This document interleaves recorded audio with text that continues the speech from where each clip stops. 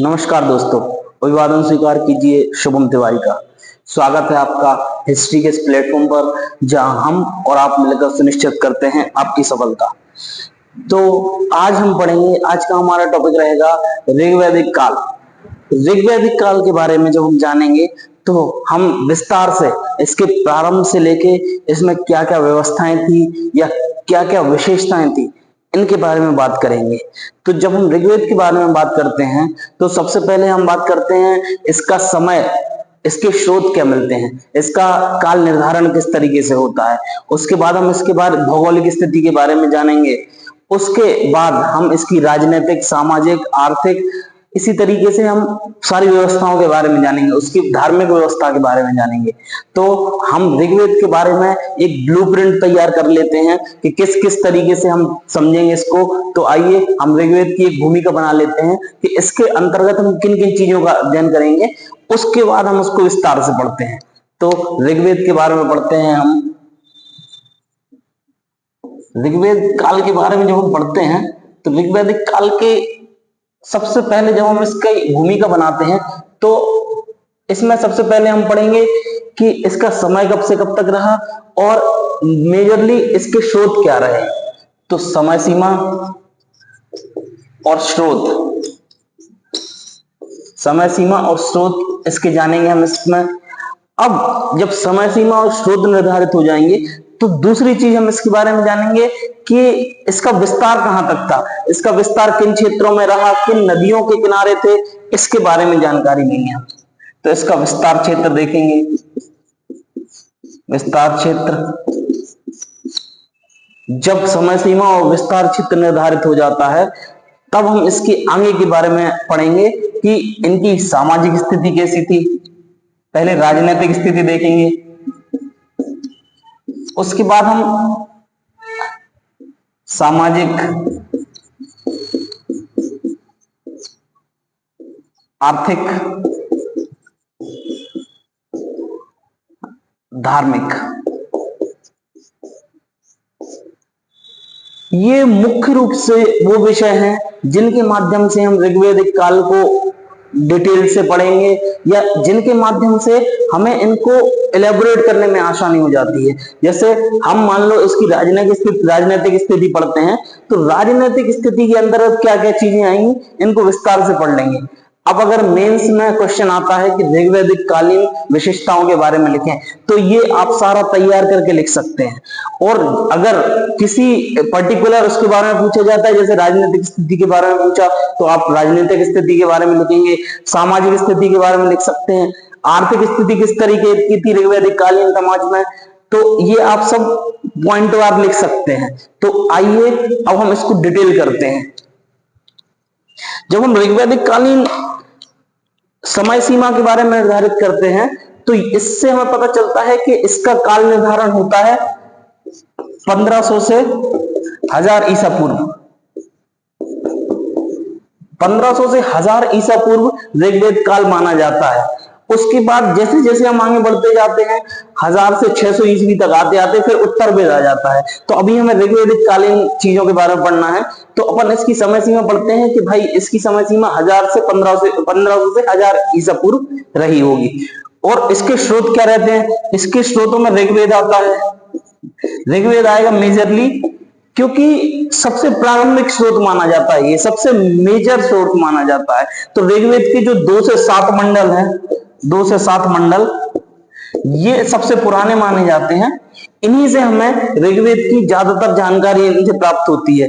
बाकी मंडल बाद में लिखे गए जिनको उत्तर वेद में पढ़ा जाता है। ठीक है, तो मेजरली ये देखते हैं कि ये 1500 से 1000 ईसा पूर्व का कार्य काल रहा होगा और ऋग्वेद इसका मेन स्रोत माना जाता है जिससे हमें जानकारी मिलती है। ये वैदिक संस्कृत भाषा यूज होती थी तब, तो वैदिक संस्कृत में लिखेगा ये। अब जब हमने इसकी समय सीमा और स्रोत निर्धारित कर लिए तब हम इसके विस्तार क्षेत्र पे आते हैं कि इसका विस्तार कहां से कहां तक रहा होगा। तो वर्तमान पंजाब का क्षेत्र और अफगानिस्तान के आसपास का क्षेत्र, जो नदियों के किनारे मुख्य रूप से बसे लोग, तो वो क्षेत्र इन आर्यों का माना गया। आर्य मुख्य रूप से यहाँ आकर बसे। जब वो मध्य एशिया से आए तो इसकी जानकारी हमें कहां से मिलती है? मध्य एशिया से आने का सोर्स सबसे पहले हमें मैक्स मूलर ने बताया। मैक्स मूलर ने बताया कि जो ऋग्वैदिक कालीन आर्य थे ये कबीला संस्कृति थी, ये पशुचारण का काम करते थे। तो पशुओं को चराते चराते ये मध्य एशिया के मैदान जो खिरगिज स्टेपी मिलते हैं उन मैदानों से पंजाब प्रांत में आए, सप्त सिंधु प्रदेश में आए। तो मैक्स मूलर इसकी जानकारी देता है। और एक बुक जो मेजरली याद रखने योग्य है वो बीजी तिलक की बुक है। बीजी तिलक की बुक कौन सी? The Arctic home of Vedas. Arctic home of Vedas. The Arctic home of Vedas book जो है प्रीलिम्स के पर्सपेक्टिव से मोस्ट इंपोर्टेंट बुक मानी जाती है, क्योंकि इसको बाल गंगाधर तिलक ने लिखा और इसमें इन्होंने बताया कि आर्य थे वो उत्तरी ध्रुव से आए थे। उत्तरी ध्रुव मतलब कि नॉर्थ पोल से आए थे। तो सर्वमान्य मत यही होता है कि वो पशुपालन का काम करते थे। तो मैक्स मूलर के मत के साथ ज्यादातर विद्वान जाते हैं कि ये मध्य एशिया से आए होंगे और वापस आकर कहां बसे? उन्होंने अपना स्थान बनाया जो पंजाब का क्षेत्र था, अफगानिस्तान नदियों के किनारे क्षेत्र था, उसको बसाया। तो इसके बारे में अब हमें और क्या जानकारी मिलती है कि कौन कौन सी नदियां हैं जिनके किनारे बसाया गया आर्य सभ्यता विकसित हुई। तो इसमें ऋग्वेद में जो सबसे महत्वपूर्ण नदी मिलती है वो सिंधु नदी मिलती है। तो इसका मुख्य जो सोर्स माना जाता है वो सिंधु नदी माना जाता है। बाद में सिंधु नदी के लिए ही अलग अलग नाम दिए गए। इंदु नदी बोला गया या हिंद नदी बोला गया, जिनके नाम पे भारत को हिंदुस्तान या इंडिया कहा गया। इसके बारे में बाद में पढ़ेंगे। तो सिंधु नदी मेन सोर्स माना जाता है। एक सिंधु नदी और एक सरस्वती नदी। इन नदियों को सरस्वती नदी सबसे ज्यादा पूजनीय नदी मानी जाती है ऋग्वेद में, और सिंधु नदी सबसे ज्यादा महत्वपूर्ण नदी मानी जाती है। ये दो नदी हैं और इसमें इसकी 5 सहायक नदियां JCRBS। JCRBS एक ट्रिक है इनको याद करने की। JCRBS में सबसे पहले झेलम, C से चिनाब, R से रावी, B से ब्यास और S से सतलुज। ये मेजर 7 नदियां मानी जाती हैं। 7 नदियों के कारण ही इसे सप्त सिंधु कहा गया है। सप्त सिंधु प्रदेश या सप्त सिंधु प्रदेश कहा गया इन 7 नदियों के कारण। तो अपन ने अब इसमें क्या डिस्कस कर लिया? इसकी समय सीमा कब से कब तक रही और इसका विस्तार क्षेत्र क्या क्या था। विस्तार क्षेत्र देखा अपन ने कि सिंधु और उसकी सहायक नदियों के साथ सप्त सिंधु प्रदेश था। ये इसका विस्तार क्षेत्र माना जाता है ऋग्वेद का। अब हम आगे चलते हैं इसकी राजनीतिक स्थिति के बारे में। राजनीतिक स्थिति के बारे में जब हम पढ़ते हैं सर्वप्रथम, तब हम देखते हैं कि ये मुख्य रूप से कबीले में रहते थे, कबीलाई क्षेत्र होते थे या कबीले के रूप में विचरण करते थे ये। तो इनको मुख्यतः कबीला संस्कृति कहा जाता है। इनका मुख्य काम पशुपालन होता था। इनका मुख्य काम कृषि नहीं होता था। जब पशुपालन करते थे तो इनको पशुओं को चराने के लिए एक क्षेत्र से दूसरे क्षेत्र जाना पड़ता था। लेकिन जब वो भारत में आए, इन्होंने पंजाब के क्षेत्र में देखा भूमि अत्यधिक उपजाऊ होती थी, तो वहां पे इन्होंने कृषि करना प्रारंभ किया। तो कृषि करना जैसे ही प्रारंभ करते थे तो उन्होंने स्थायित्व लेना प्रारंभ किया। उन्होंने स्थायी घर बनाए वहां पर। ठीक है, तो सबसे पहले हम इसमें देखेंगे कि कबीला संस्कृति थी। कबीला संस्कृति थी, ठीक है, कबीला संस्कृति थी। ये अपने कबीले का जो हेड होता था उसको गोप्ता कहते थे। कबीले के हेड को गोप्ता कहा जाता था। ठीक है, तो मेजरली अपन ने देखा कि संस्कृति किस तरीके की थी। कबीलों के रूप में ट्रेवल करते थे, कबीलों के रूप में रहते थे ये लोग। ठीक है, जो आगे चल के गोत्र बन गए। ठीक है, तो सबसे पहला पॉइंट तो ये पढ़ लिया अपन ने। अब दूसरा पॉइंट जब हम इसमें पढ़ते हैं तो इनके जो प्रारंभिक इकाई होती थी, इनकी सबसे पहली इकाई होती थी कुल। ठीक है, इनकी सबसे छोटी इकाई कुल होती थी और सबसे बड़ी इकाई होती थी जन। ठीक है, सबसे छोटी इकाई कुल और सबसे बड़ी इकाई जन होती थी। ठीक है, तो एक पिरामिड के माध्यम से जब हम इसको समझेंगे, तो आइए इस पिरामिड के हिसाब से समझें अगर इसको, तो सबसे छोटी इकाई के हिसाब से सबसे नीचे कुल रहता था। कुल का हेड होता था कुलप। जो एक परिवार होता था, परिवार में कई और सदस्य होते थे, एक जो ज्वाइंट फैमिली होती थी, सामूहिक परिवार रहते थे, उनको कुल कहा जाता था। कुल का हेड कुलप होता था। अब कई कुल मिला के एक ग्राम का निर्माण होता था। ग्राम का निर्माण होता था, ग्रामिक होता था इसका हेड।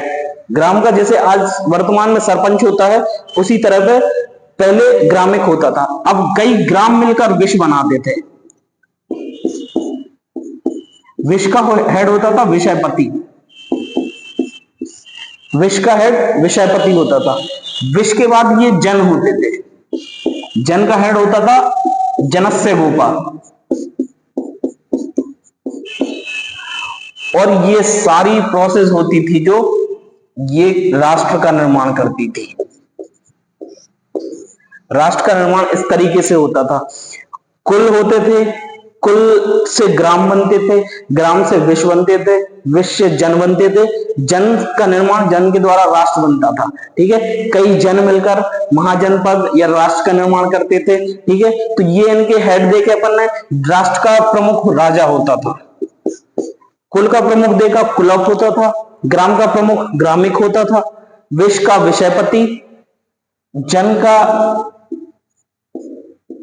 का होता था जनस्य गोपा और राष्ट्र का राजा होता था। ये अपन ने राजनीतिक मूलभूत इकाई समझी कि किस तरीके से एक छोटे परिवार से लेके एक राष्ट्र का निर्माण होता था। ये अपन ने देखा। जो कुल एक परिवार के फॉर्म में होते थे, कुलों को मिला के ग्राम बनाए, जैसा वर्तमान परिप्रेक्ष्य में देखा। जो विश्व होते थे, ये वर्तमान में इनको जिले के आधार पर देख सकते हैं अपन कि वर्तमान में विश्व जिले को प्रतिनिधित्व करता है। और जो जन होते थे, ये स्टेट के लेवल पे या फिर इनको राज्य कह सकते हैं अपन। ठीक है, और ये संपूर्ण मिला के राष्ट्र का निर्माण होता था। ये हमने एक राजनीतिक व्यवस्था समझी कि किस तरीके से राजनीतिक सुचारू रूप से चलती थी ऋग्वैदिक काल में।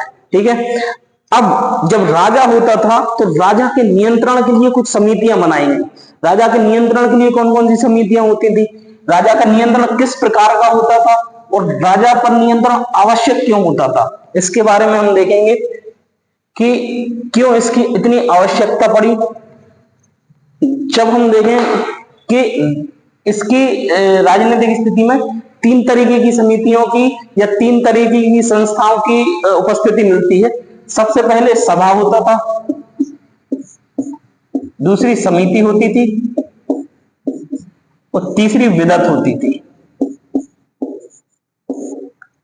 सभा, समिति और विदत, ये तीन संस्थाएं होती थी ऐसी जो राजा पर नियंत्रण का कार्य करती थी या फिर प्रशासन को सुचारू रूप से चलाने के लिए इनकी उपयोगिता होती थी।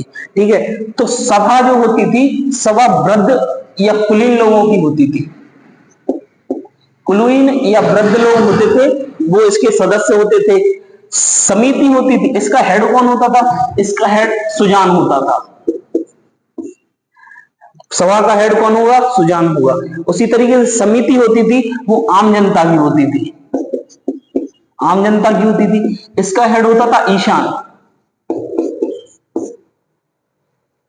सभा, समिति, अब विदत होती थी। विदत सेना संबंधी कार्य करती थी। जो लूट होती थी या युद्ध होते थे तो वो विदत होती थी। सेना में किस तरीके से नेतृत्व करना है, राजा किस तरीके से उनको डायरेक्शन देगा, सेना किस तरीके का काम करेगी और लूट होगी, लूट का भाग किस तरीके से बांटा जाएगा, उसके लिए विदत होती थी जो सेना से संबंधित होती थी। तो मेजरली जब हम ऋग्वेद काल में तीन संस्थाएं पढ़ते हैं जो राजा पर नियंत्रण स्थापित करती हैं, तो ये होते थे। ठीक है, ये मेजरली मुख्य रूप से प्रशासनिक नियंत्रण के लिए होते थे। अब इसके इतर हम देखते हैं तो इसके इतर 12 रत्नों का वो मिलता है हमें प्रमाण। 12 रत्न होते थे। 12 रत्न ये प्रशासनिक को जैसे वर्तमान में मंत्री परिषद होती है उसी तरीके से ये काम करते थे। इसमें पुरोहित, युवराज, अग्रमहिषी, इस तरीके के 12 लोगों को रखा जाता था जो प्रशासन में सहयोग करते थे, या वर्तमान परिप्रेक्ष्य में इनको मंत्रियों की श्रेणी कहा जाता था। ये मंत्री हो सकते थे उस समय के, ठीक है। तो ये प्रशासन को चलाने के लिए होते थे, और ये होते थे प्रशासन पर नियंत्रण के लिए कि कोई भी गलत डिसीजन ना ले। ये चाहते तो उस ऋग्वैदिक काल में राजा को घटाया जा सकता था, ठीक है। तो ये मेजरली संस्थाएं होती थी, और ये रत्न होते थे जो राजा के सहयोग के लिए होते थे, ठीक है। ये अपन ने देखा कि किस तरीके से राजनीतिक व्यवस्था चलती थी। इसमें एक वर्ड और आता है बलि का। बलि क्या होती थी? बलि के बारे में जो हम पढ़ते हैं तो बलि एक प्रकार का कर होता था। कर होता था जो जनता स्वेच्छा से, बलि। आज जो वर्तमान में बलि की परिभाषा है कहीं ना कहीं वो उसी समय से आई होगी जिसका विकृत रूप आज हो गया है बलि। बलि होता था जो एक प्रकार का कर है जो जनता राजा को देती थी। राजा को क्यों देती थी? कि आपको मैं अपॉइंट करती हूं, या आप, जनता कहती है कि मैं आपको अपॉइंट करती हूं कि आप हम लोग की रक्षा करो, ठीक है। तो एक प्रकार का शुल्क देना होता था, कर या शुल्क, जो कि लगभग 10% होता था अपनी आय का। ये राजा को दिया जाता था बलि के रूप में। पहले ये ऑप्शनल होता था कि भाई जनता शुल्क दे रही है, नहीं दे रही है, ठीक है। लेकिन बाद में इसको राजा जब शक्तिशाली हुआ उत्तर वैदिक काल में, तो इसको परमानेंट कर दिया गया कि आपको टैक्सेशन सिस्टम करना ही पड़ेगा। अलाउद्दीन खिलजी के टाइम तक आते आते हमने 50% का टैक्स देखा है, 50% तक कर देखा गया है, ठीक है। तो ऋग्वैदिक काल में भी टैक्सेशन जो सिस्टम था वो बलि के रूप में था। जनता राजा को देती थी बलि के रूप में, टैक्स 10% होता था। जो कि ये मेजरली हमने देखा कि ऋग्वैदिक काल में राजनीतिक व्यवस्था किस तरीके से अपना काम करती थी। हमने उसके बारे में देखा कि किस तरीके से कुल से लेके हमने फिर ग्राम, फिर विश्व, फिर जन और राष्ट्र बनाए। फिर उसके बाद हमने समितियां देखी कि किस तरीके से राजा पर नियंत्रण स्थापित किया जाता था। सभा, समिति और विदत होते थे। उसके बाद हमने किसके बारे में देखा? 12 रत्नों के बारे में देखा कि जो राजा की सहायता के लिए अलग अलग प्रकार के, अलग अलग वर्तमान परिप्रेक्ष्य में मंत्री परिषद के समान कार्य करते थे। उसके बाद हमने इसमें बलि के बारे में जाना। बलि के बारे में जानते हैं कि राजा को किस प्रकार से कर दिया जाता था, 10% तक का टैक्स दिया जाता था। उस समय पैसा तो चलता नहीं था, तो ये अनाज के रूप में या गायों के रूप में, जैसे शतमान या शतगाय, शतमान ये इकाई होती थी जो वस्तु विनिमय प्रणाली उस समय प्रचलित होती थी। शतगाय मतलब 100 गाय, 100 गाय के रूप में दिया जाता था टैक्स। ये टैक्स की इकाई होती थी, ठीक है। तो इससे हमें जानकारी ये मिलती है कि हमने किस तरीके से ऋग्वेद की राजनीतिक व्यवस्था को पढ़ा है। अब हम पढ़ेंगे सामाजिक व्यवस्था के बारे में, तो इसके बारे में हम अगले लेक्चर में देखेंगे। आज हमने क्या क्या देख लिया? आज हमने देख लिया कि समय सीमा क्या रही ऋग्वैदिक काल की और स्रोत क्या क्या होते थे। उसके बाद हमने देखा विस्तार क्षेत्र जो सप्तसैन्य प्रदेश था उसके बारे में हमने पढ़ा। फिर राजनीतिक व्यवस्था के बारे में हम डिस्कस कर चुके हैं। अब अगला डिस्कशन करेंगे हम सामाजिक व्यवस्था के बारे में। तो अगला डिस्कशन हम अगली क्लास में करेंगे। बहुत बहुत शुक्रिया, बहुत बहुत धन्यवाद।